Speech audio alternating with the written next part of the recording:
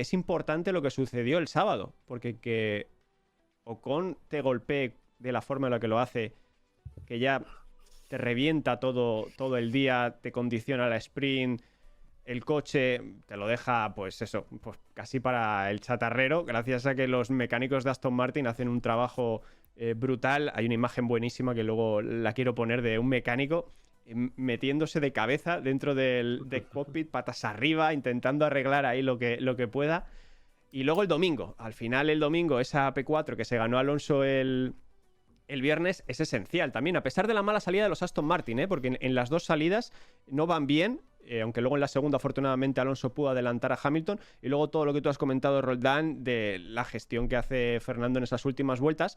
Y os recomiendo que en la plataforma de Amazon vayáis a ver Código F1, porque ahí tenemos la conversación de Fernando con su ingeniero, en el que, claro, ya sabéis que las radios de los equipos las escuchan los rivales también. Entonces no pueden ser muy precisos a la hora de dar al piloto el dato exacto del tiempo al que tiene que ir, porque si no ya el rival tiene la referencia y reacciona.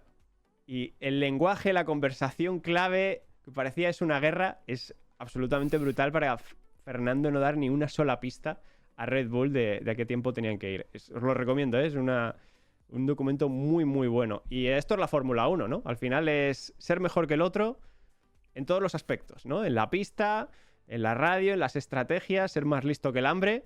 Y al final, oye, pues se consigue el premio que subir al cajón. A mí hay una cosa que me gusta mucho, y Porti, tú que estás ahí con el tema de el deporte, la esencia del deporte y tal, todo esto que a mí me gusta mucho y lo analizo y me da gasolina en la vida, ¿vale? Entender esas cosas. Y fíjate, cuando tú ves a Fernando, Aston Martin o el propio Carlos Sainz cuando no le salen los resultados, que yo siempre digo que es como que está siempre tranquilo, es el hombre tranquilo. Mirad, Fernando siempre es un crack, ¿vale? Eso es evidente, pero es que no siempre lo puedes demostrar. O sea, tú puedes despertarte por las mañanas y intentar hacerlo todo bien desde hace 20 años, pam, pam, pico pala, pico pala, pico pala, y a veces las circunstancias no se dan para poder brillar. Pero Fernando no ha hecho nada diferente este fin de semana de lo que ha hecho otros. Estoy completamente seguro. ¿Qué sucede?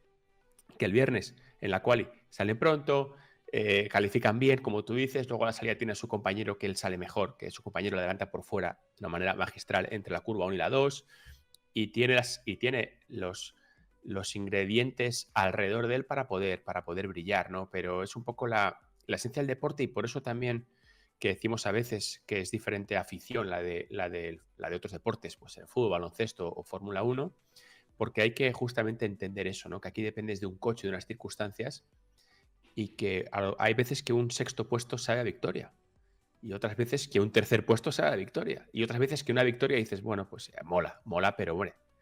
O sea, ¿cuál es la comidilla de este fin de semana que tú lo has dicho? ¿La victoria de Verstappen o el tercer puesto de Fernando?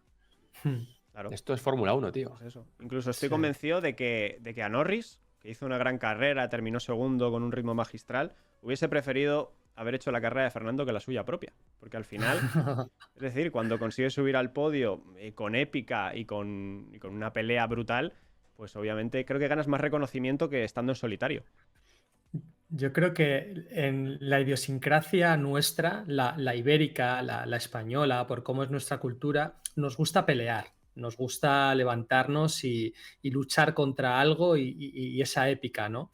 Lo que hizo Fernando está al nivel del Nadal, de Wimbledon, de Roland Garros, de partidos largos, de 4, 5 horas, 5 sets, peleando para remontar, luchando el punto hasta el final, cuando pareces que te tienen ganado y te recuperas.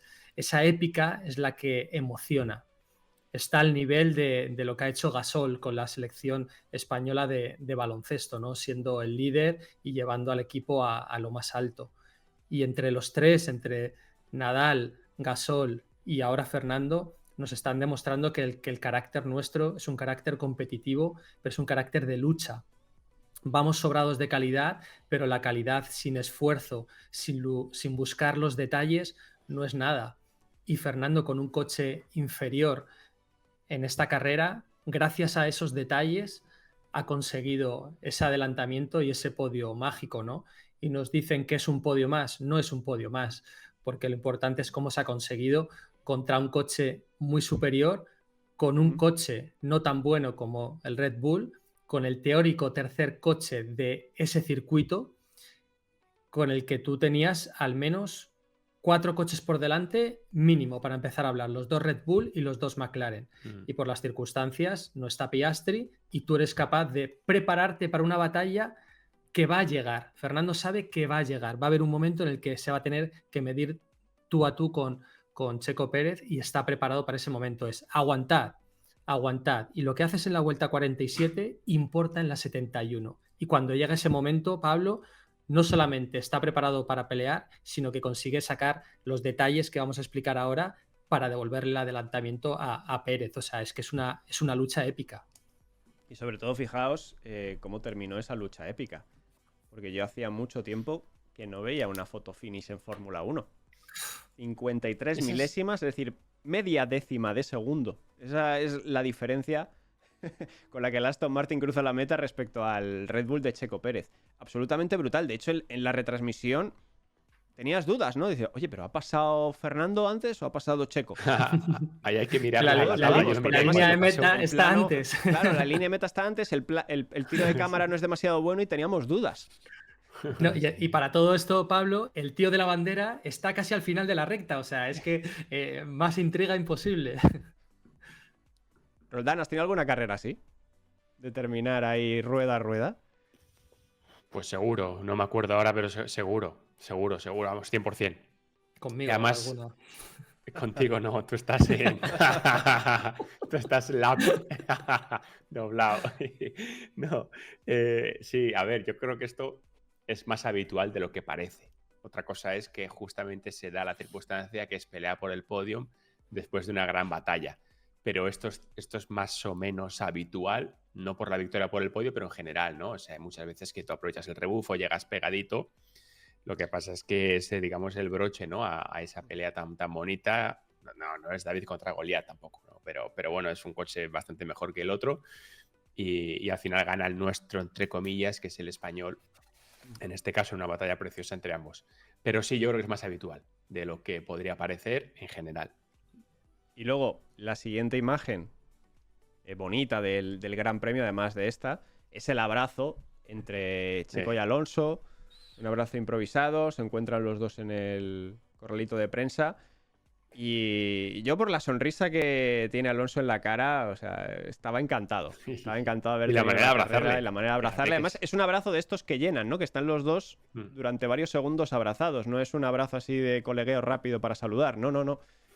Están un rato así y yo creo que los dos muy contentos porque saben que se lo han pasado bien, ¿no? Que al final pues ha ganado Alonso, podría haber ganado Checo también, porque es verdad, si no le sale esa maniobra a Alonso, pues gana Checo también y muy merecidamente. Y creo que la carrera del domingo refuerza muchísimo también a Pérez, que lo necesitaba después del drama que supuso para él el Gran Premio de México, en el que ya sabéis que abandonó en la primera curva, tras tocarse con Leclerc. Y esto le ayuda mucho a Checo y, bueno, salvo la crítica de Helmut Marko, ¿no? Que siempre lanza el dardito de, ¿no? Salió mal de la curva 3, no sé qué. Bueno, vale, Helmut. Venga. Sí, desde el box se ve fácil. Yo creo que Helmut, yo creo que lo tiene claro desde ahí, desde el box. Es fácil, tiene que haber ganado Checo fácil. Tiene que haber sacado 30 segundos a Max, total.